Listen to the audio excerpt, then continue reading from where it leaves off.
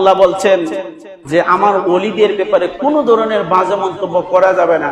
আর আজকালকের মানুষ ওলি আউলিয়ানের মাজার কেনে তামাশা করে, কেউ ব্যবসা করে, আছে না নাই? কেউ করে মাদক গাঁজার ব্যবসা, ইয়াবা, পেন্সিল, আরো কত কিছু আছে, এগুলা ব্যবসা। আর কেউ করে মাজার নিয়ে তামাশা। আমরা ব্যবসাও করি না, তামাশাও করি না, আমরা ওলি আউলিয়ার সাথে ফিরিত করি, ফিরিত। ঠিক না বেঠিক? ওলি আউলিয়ার মাজারে আমরা যাই, জিয়ারত করি, ওলি আউলিয়াদের সাথে আমাদের সম্পর্কটা আমরা সুন্দরভাবে বজায় রাখি। আপনাদেরকে একটা কথা বলে শুনেন, ওলি আউলিয়ার মাজারে যাবেন, ওলি আউলিয়ার মাজার জিয়ারত করবেন, তবে কাজ ছাড়া, কর্ম ছাড়া অযথা টাকা পয়সা মাজারে দিয়েন না। এই টাকাটা যে আপনি দেন মাজারও, আল্লাহর ওলি কি বলছেন আমার টাকা দেও? আপনি যে 10টা টাকা উড়াই মারে দিলেন, এটা ওলি আউলিয়ার বেইজ্জত করা হইল না? আপনার যদি টাকা দেওয়ার মন চায়, আপনি কাকে দিবেন? আপনি মান্যত করেছেন যে আমার যদি ওই কাজটা হয়, আমি ওলি আউলিয়ার মাজারে যা সিন্নি করব। আপনি সিন্নি করেন, কইরা ওই কানে যাইয়া যত এতিম মিসকিন গরিব অসহায় আছে, আশেপাশে যদি এতিম মাদ্রাসা থাকে, এগুলার মধ্যে আপনারা খাওয়াইবেন। এতিম দিককে দিককে, গরিব দিককে আপনারা দান সৎকার করে দিবেন, কিন্তু মাজারে দেন। আর এই টাকা নিয়ে খাদেমরা কি করে? এই টাকা দিয়ে তারা বিশাল অট্টালিকা বানায়, বিশাল বাসা বানায়, জায়গা জমিন রাখে।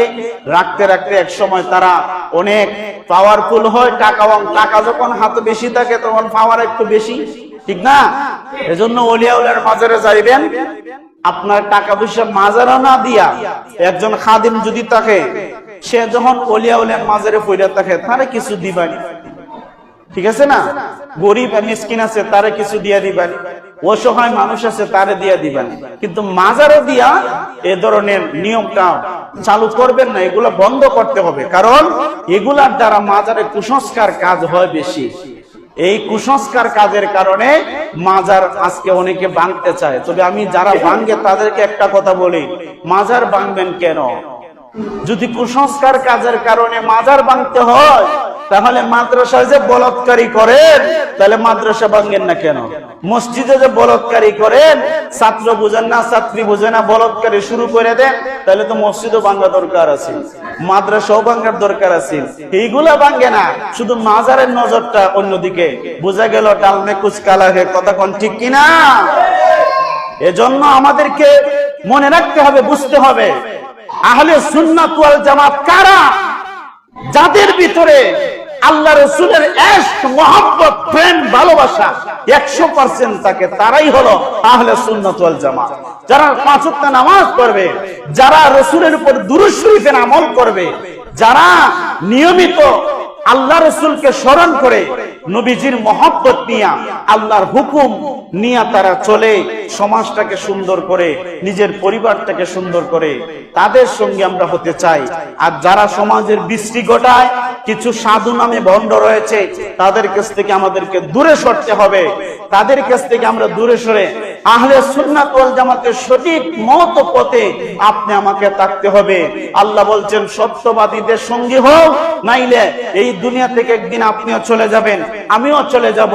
দুনিয়া থাকতে যদি সত্যবাদী আমরা চিনতে না পারি, তাহলে আমরা ভুল করে ফেলবো।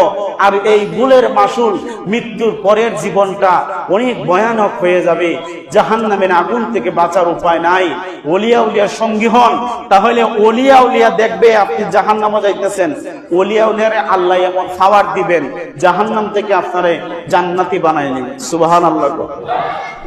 শুধু ওলিয়া উলিয়া নয়, আল্লাহ তাআলা নবীদেরকে পাওয়ার দিবেন, শহীদদেরকে পাওয়ার দিবেন, ওলিয়া উলিয়াদেরকে পাওয়ার দিবেন, আলেমদেরকে পাওয়ার দিবেন, হাদিস সাহেবদেরকে পাওয়ার দিবেন, যে তোমরা নিজে জান্নাতে যাও, আর তোমাদের যত আত্মীয় স্বজন, পরিচিত মহল, তোমরা যাদের সাথে দুনিয়ার মধ্যে চলাফেরা করেছিলে, যারা তোমাকে ভালোবেসেছিল, মহব্বত করেছিল, যারা তোমাকে একটা টাকা, একটা বুট খাওয়াইছিল, একটা বাদাম খাওয়াইছিল মহব্বত করিয়া, কোনো স্বার্থের জন্য নয়, ওই তাদের জন্য সুপারিশ করে কিন্তু ওই সময় ওই অপরাধ থেকে বাঁচাইয়া তাদেরকে জান্নাতি বানায় নিব। জোরে জোরে কোন সুবহান। মহব্বত রাখার কারণে। কেউ যদি আলিম উলামার সাথে মহব্বত রাখে, ওলিয়া উলিয়ার সাথে মহব্বত রাখে, এই মহব্বতের কারণে তার কোনো আমল নাই। কি নাই? কোনো আমল নাই, শুধু আছে মহব্বত। তার নামাজ নাই, রোজা নাই, হজ নাই, যাকাত নাই, কিচ্ছু নাই। আছে শুধু কি, আলেম দেখলে সম্মান করে, হাদিস সাহেব দেখলে সম্মান করে, ওলিয়া উলিয়া মাজার দেখলে সম্মান করে। এই সম্মানের খাতিরে মৌতের সময় তার কালিমা নসিব হয়ে যাবে। জোরে কন্যা সুবহানাল্লাহ। আর যারা দেখতে পারে না, ওলিয়া উলিয়া দেখলে টিস্কারি করে, মস্কারি করে, আলিম উলামা দেখলে মস্কারি করে, হাদিস সাহেব মাদ্রাসার ছাত্র দেখলে মস্কারি করে। এই মস্কারি করার কারণে তাদের কালিমা মৃত্যুর সময় নসিব হবে না। এটা আমার কথা নয়, কিতাবের মধ্যে স্পষ্টভাবে লেখা রয়েছে, অসংখ্য প্রমাণে দিয়ে রয়েছে। এই সমস্ত মানুষ যারা আলিম উলামাদেরকে, ওলিয়া উলিয়াদেরকে দেখতে পারে না, নবীদেরকে দেখতে পারে না, যারা বাজে মন্তব্য করে, তাদের মৃত্যুর সময় কালমা নসিব হয় না, ভালো আলিম দিয়ে তাদের জানাজাও হয় না, কোন রকম ভাবে জানাজা হয়ে যায়। এজন্য আপনি আমি যদি ওই রকম ভাবে ভালো আলিম দিয়া, ভালো হাদিস সাহেব দিয়া, ভালো একজন নেককার মানুষ দিয়া, ভালো একজন বিচারক দিয়া আপনি আমার সমাজ, আপনি আমার জানাজা যদি আমরা পেতে চাই, যদি ভালো একজন বিচারক হয়, ওই ভালো বিচারক বিচার করার কারণে শুধু ন্যায় বিচার করছিল, এই কারণে তার কালেমা নসিব হয়ে যাবে। জবান সুবহানাল্লাহ। এজন্য আমরা ভালো হতে চাই না খারাপ হতে চাই? একটু আওয়াজ দিয়ে বলেন, ভালো হতে চাই না খারাপ হতে চাই? আমরা নিজে ভালো হতে চাই, অপরকে ভালো হওয়ার রাস্তা দেখাইতে চাই। আল্লাহ যেন আপনাকে আমাকে সকলকে মাফ করেন, সঠিক পথে পরিচালিত করেন। সকলে বলেন আমিন। ওয়া আখিরু দাওয়ানা আলহামদুলিল্লাহি রাব্বিল আলামিন। আসসালামু আলাইকুম ওয়া রাহমাতুল্লাহি ওয়া বারাকাতুহু।